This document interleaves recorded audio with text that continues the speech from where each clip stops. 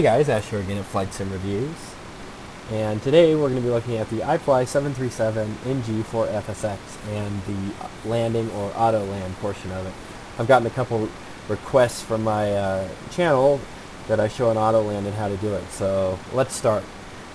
Basically, ROCCK is at 8,700 feet, which will be where we intercept the localizer glide slope. So the computer needs a little bit more information to make the approach. We need to tell it what flaps we'll be using for the approach, and I'm going to do 30. So you double click 30 and it drops it right there, and you can see it enunciated right there, reference 30. After that is done, we're going to go up and we're going to turn on the landing lights and turn the engines to continuous ignition. That would be if we had a bird ingestion or a flame out. You'd have a better chance of keeping the turbine running than if it was just in auto mode. It's just a safety thing. I've also tuned the radios to the correct ILS frequency for this runway, which is 109.1 on both, and I've set the course to the runway heading. Since that is all done, the FMC in a couple miles here is going to be asking me to authorize it to go start its descent. You see this TD mark here, that's top of descent. Once we're within a couple miles of the top of descent, it's going to go ahead and flash and say go ahead and reduce this allowed altitude. Basically, the autopilot isn't going to automatically fly lower than what you have the MCP set to, just in case you had been given that clearance by air traffic control, or it was just a regulation or a rule in the star. So that being said, it's just a safety thing. So once we get a little closer here, we'll go ahead and be able to see that the FMC will request that. We'll go back to the legs page, double check that everything's set up here, and it looks like it is. Landing altitude, etc. There it is, reset master control panel altitude. So we'll clear that warning, and we're going to go ahead and spin it down to 8,700 feet, and then hit the altitude intervene button. And that goes ahead and gives it clearance to start its descent. At this point, I'm going to put down the gear and give us. Nope, looks like we were going a little fast there. There we go. Get her slowed down here. We're going to go ahead and do auto brake 2.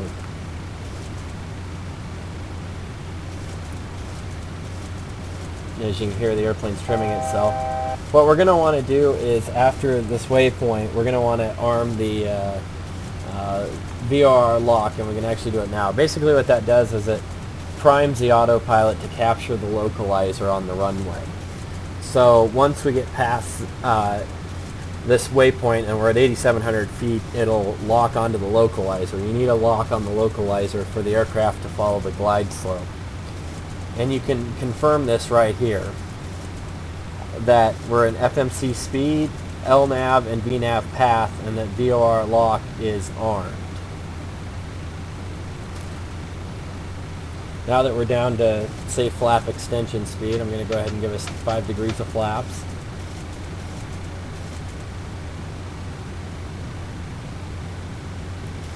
And as you can see, we are on the localizer, so we can go ahead and hit the approach button and then engage autopilot A and B, command A and B.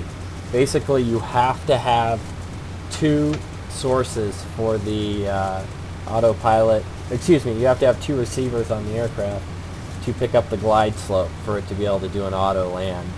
It basically reads both information and corrects for any differences with either. You can't conduct the auto land without both autopilots being able to see the glide slope. So as you can see, the airplane is getting set up on the glide slope here, and it's continuing to slow down.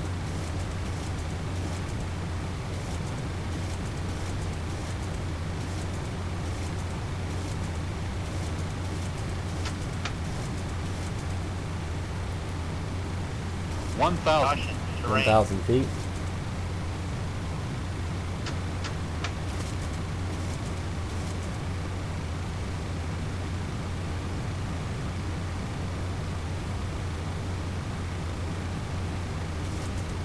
flaps at 30, auto brake set.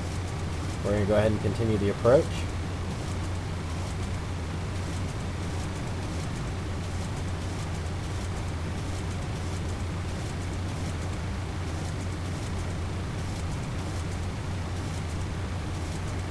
Go ahead and give me an outside view. The aircraft is all dirtied up. Landing lights are on. And now that we're on the glide slope, you can go ahead and see that we have a flare enunciation that it's going to go ahead and flare once it gets close enough to the ground. But basically, once you have that glide slope here on the green, you're locked onto the ILS signal for the runway. So basically all that's left to do is maintain center line, apply reverse thrust as necessary, and then brake under 80 knots and close up the reverse thrusters.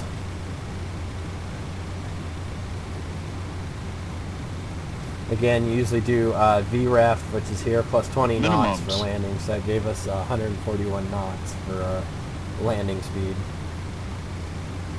our approach speed. 100.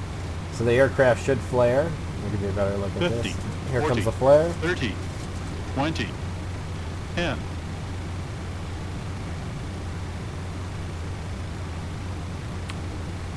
And we're down.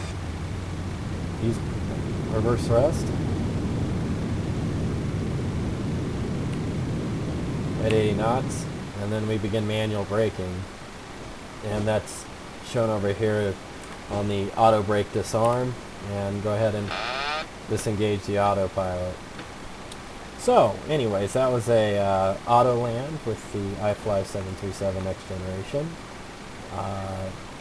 It's not totally unique to this plane. Most Boeing planes kind of have some of the same rules about them to capture the glide slope. And to go ahead and close your spoilers, all you gotta do is throttle up a little ways and the handle will snap forward and the wings will go ahead and drop the spoilers. And at this point we can go ahead and bring up the flaps and go ahead and begin our taxi in. I hope that gave you a good look at the landing and auto land portion of this aircraft. I hope it gave you a good enough idea that if you'd like to give it a try on your own with your 37 or whatever brand 37 you have, you'd be able to get it accomplished. Overall, the Autoland system works pretty good on this plane.